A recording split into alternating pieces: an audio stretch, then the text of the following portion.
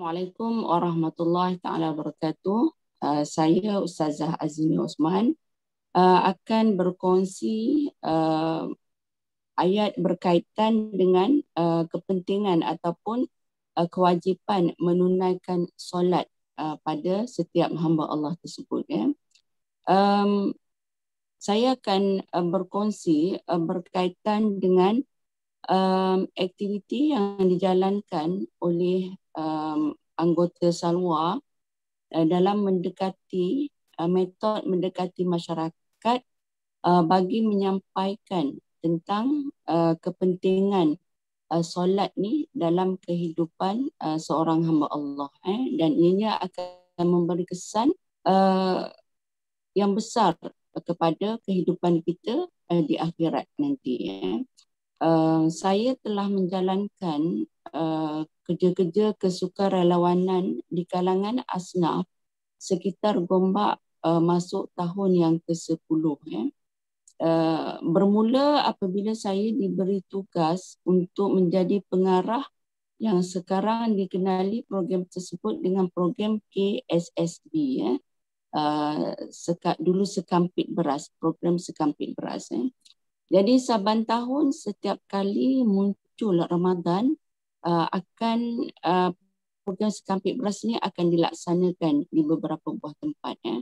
Jadi kita akan berdampingan dengan kumpulan-kumpulan sasar di kalangan B40 dan asnaf fakir miskin ini adalah pada ketika itu setiap Ramadan, maknanya satu tahun satu kali. Jadi terfikir di situ alangkah bagusnya andainya kita dapat juga selain daripada memberi ataupun memenuhi keperluan mereka pada aspek zahir, iaitu dengan memberi makanan kering, beras, mihun, tepung gandum, gula dan lain-lain. Alangkah cantiknya kalau dikombinasi, ditop up sedikit dengan pengisian untuk dalaman mereka ataupun sedikit perkongsian ilmu dengan mereka. Jadi tahun-tahun yang kemudiannya di-upgradekan kepada sebelum diagihkan pembahagian tersebut diberi pengisian ilmiah dahulu.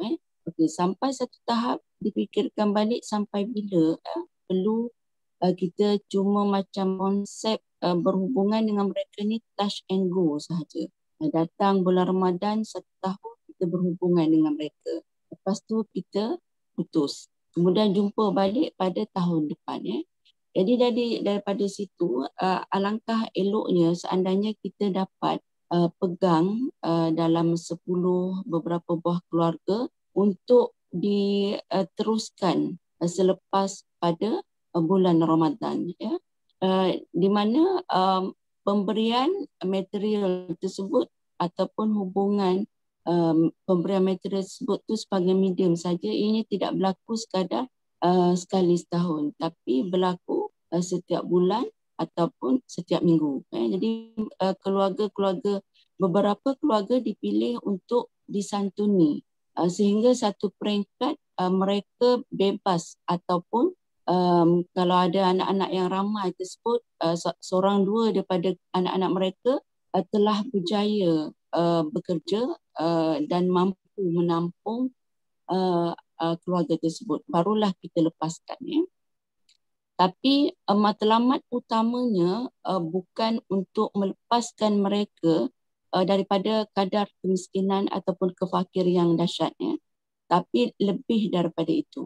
Sepanjang pengalaman 10 tahun bersama mereka, kita dapati bahawa mereka ini miskin package. Miskin package ni bermakna mereka bukan sekadar miskin pada bentuk material, tapi yang paling menyedihkan apabila mereka sangat miskin aspek amal dan of course lah dari segi ilmu. Ini mereka tak ada ilmu dan mereka juga tak ada amal. Yang paling kita titik beratkan, beri perhatian adalah aspek solat. Jadi kebanyakan 10 keluarga yang ditemui, hampir 9-8 keluarga adalah mereka yang tidak begitu menitik beratkan soal solat.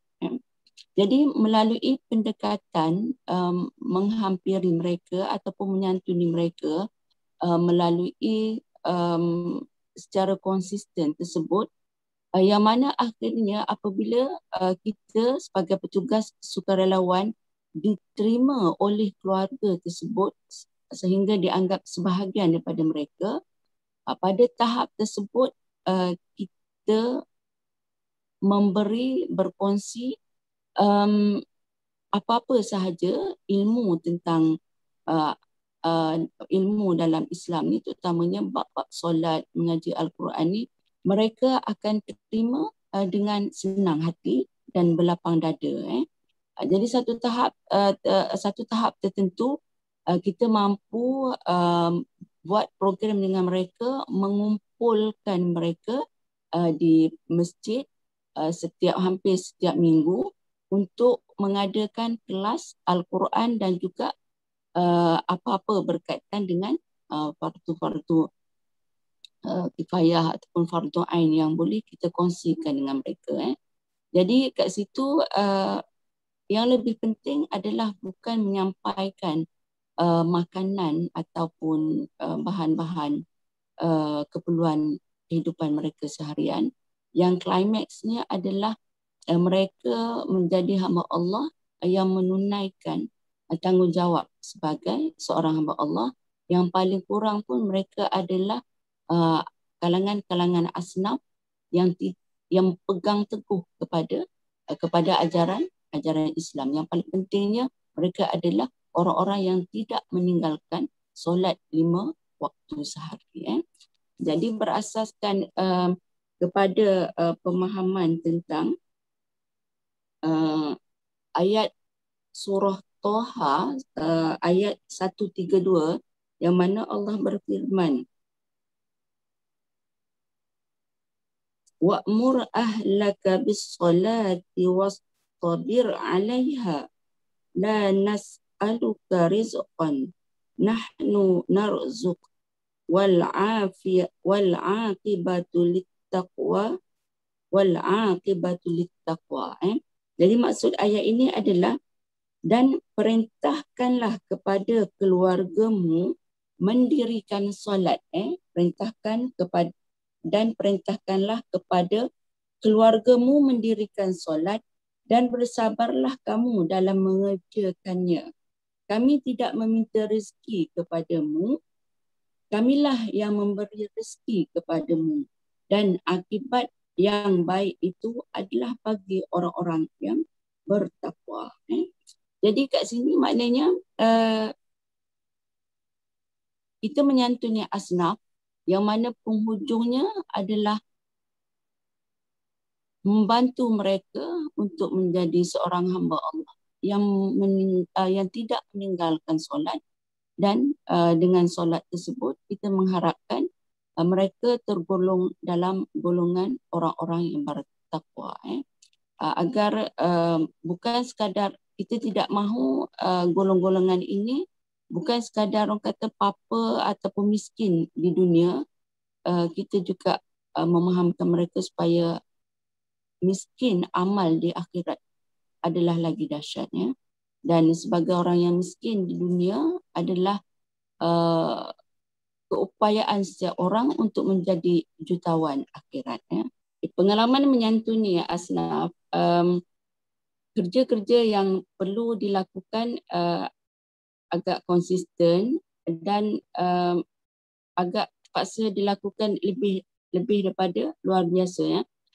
Dalam hal ini ramai rakyat Malaysia ni sangat pemurah, sekadar untuk mengumpulkan segala bahan-bahan sumbangan tidaklah sesukar mana, tapi yang kita concern sekarang untuk bagaimana untuk melahirkan lebih ramai person in charge bagi mendekati golongan asnaf ini, sebab mendakwahi mereka ini ataupun membuat islah terhadap mereka ini tidak perlu mengambil masa yang agak panjang.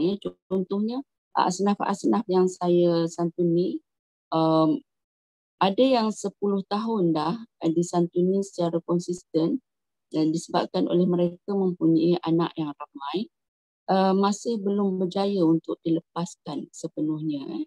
Walaupun sudah ada di kalangan mereka, anak-anak mereka yang seorang dua tu dah bekerja. Pendidikan fasa seterusnya adalah terus konsisten membantu mereka pada aspek pendidikan, terutamanya pendidikan sekolah agama. Katalah mereka mempunyai 4 orang anak. Kebanyakan mereka tak mampu untuk menyekolahkan di sekolah agama keempat-empat anak mereka tersebut. Kalau mereka mampu pun sekadar untuk membiayai salah seorang daripada 4 orang tersebut. Jadi dari sini kita bantu mereka supaya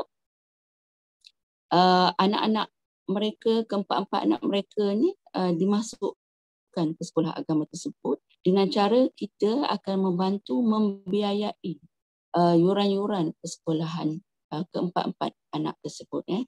Walaupun dibayar cuma RM20 ataupun RM25 sebulan bagi yuran tersebut, tapi untuk 4 orang anak adalah menjadi satu beban pada sahabat-sahabat asnaf kita ni. Dengan tersebut kita mengharapkan generasi-generasi anak mereka ni akan menjadi lebih baik daripada generasi ibu bapa mereka. Sebab untuk menangani, kalau dalam kes saya ni, membantu ibu-ibu untuk memberi kefahaman tentang Islam ataupun berkongsi kelas Al-Quran ataupun solat dengan ibu-ibu tidak menjadi masalah. Tapi dengan bapa, saya sendiri tak mampu untuk reach kepada bapa. Mungkin sebab saya sendiri sebagai seorang perempuan lebih sesuai mendekati, menyantuni ataupun membimbing kaum-kaum ibu. Jadi kita akan pastikan ibu menyekolahkan anak-anak mereka. Kita tak nak dari segi kejahilan ataupun ketidakberilmuan aspek agama ni, anak-anak juga mewarisi ibu bapa mereka. Jadi pada keadaan tersebut kita pastikan untuk mencari dana, terus membiayai persekolahan anak mereka. Terutamanya bila yuran awal tahun untuk dimasukkan, itulah sebenarnya yang amat memerlukan ibu bapa untuk menyekolahkan anak mereka di sekolah-sekolah agama. Maknanya mereka berkesedaran anak-anak menjadi lebih baik dari mereka, tapi disebabkan oleh kekangan kemiskinan menghalang mereka. Jadi kita tampil terus membantu memperkukuhkan aspek pendidikan, terutamanya bahagian agama anak-anak asnaf tersebut. Jadi di situ kita mengharapkan sebagai salah seorang daripada penggerak badan dakwah Salwa di Malaysia ni, itulah tugas penting yang perlu kita teruskan, iaitu mengislahkan, menambah nilai, bersama-sama membantu mereka menambah nilai ke arah memahami kehidupan sebagai seorang hamba Allah, yang mana di dunia ini adalah sementara sahaja dan di akhirat esok adalah satu alam kekal abadi. Jadi kita tidak mahu sahabat-sahabat asnaf kita ni, orang kata paling kurang mungkin mereka tidak kaya di dunia, tapi paling kurang mereka mungkin satu tahap menjadi lebih baik daripada kita apabila ada usaha-usaha untuk berkongsi dan membimbing mereka bersama-sama menuju keretaan. Wallahu alam, wabillahi taufiq wal hidayah. Assalamualaikum warahmatullahi taala wabarakatuh.